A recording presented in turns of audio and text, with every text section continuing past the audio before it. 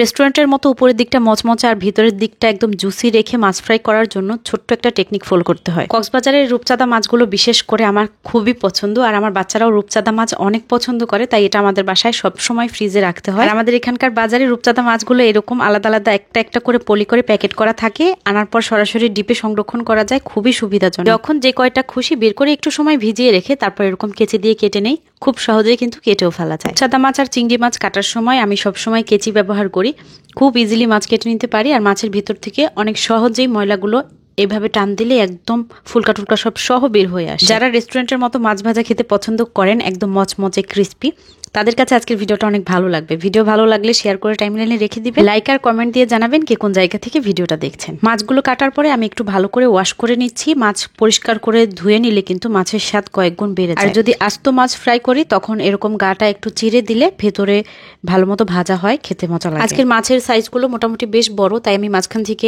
একটা করে কেটে 2 টুকরো করে করে নিচ্ছি, যাতে করে ভাজতে সুবিধা হয়, আবার যার যতটুকু প্রয়োজন নিয়ে নিয়ে খাওয়া যায়। তো তারপর আবার খুব ভালো করে ওয়াশ করে মাছগুলো পানি ঝরিয়ে নিয়েছি। এখন এর মধ্যে দিয়ে দিচ্ছি প্রয়োজন মতো হলুদের গুঁড়া আর মরিচের গুঁড়া। এখন এই মাছের মধ্যে আমি মাঝে মাঝে অনেক ধরনের মশলা সস ব্যবহার করি, বিশেষ করে ফিশ সস, সয়া সস, একটুখানি আদা রসুন জিরার পেস্ট। তবে মাছ যদি একদম ফ্রেশ আর তাজা থাকে তাহলে আর কিছুই ব্যবহার করি না। আজকের মাছটা খুবই ভালো আর একদমই তাজা। সব থেকে বড় কথা, এরকম ফ্রেশ মাছ হলুদ মরিচ দিয়ে মেখে ভেজে দিলে আমার বাচ্চারা সবচেয়ে বেশি পছন্দ করে, এক্সট্রা মশলা সস দেওয়ার চাইতে। সামুদ্রিক মাছে লবণের পরিমাণটা একটু কম লাগে কিন্তু, তো ওটা বুঝে লবণটা দিয়ে কিছুক্ষণ মেখে রেখে দেই, এতে করে ভেতরে লবণটা ঢুকে যায়, ভাজার পর খেতে ভালো লাগে। ভাজা ঠিক আগ মুহূর্তে আমি এর মধ্যে অ্যাড করে দিলাম একটু কর্নফ্লাওয়ার। এই কর্নফ্লাওয়ারটাই পুরো মাছের গায়ে কোট করে নেব।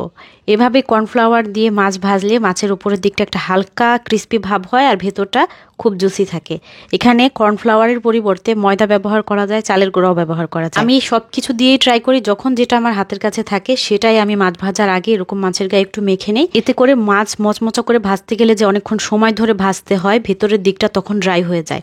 আর এরকম করে ভাজলে মাছের গাটা খুব মচমচে হয়, ভেতরের দিকটা ড্রাই হয়ে যায় না, ভেতরের দিকটাও একদম জুসি ভাবটা অব্যাহত থাকে। আর আমার বাচ্চারা এই মাছটা এত পছন্দ করে, ওদের জন্য আমি এরকম বক্সে ভরে প্রায় সময় মশলা মেখে রেখে দিই। খাওয়ার আগে কিছুক্ষণ জাস্ট বের করে রেখে একটু নরম হলে সাথে সাথে যে কয় পিস লাগবে তুলে তেলের মধ্যে দিয়ে ভেজে ফেলি।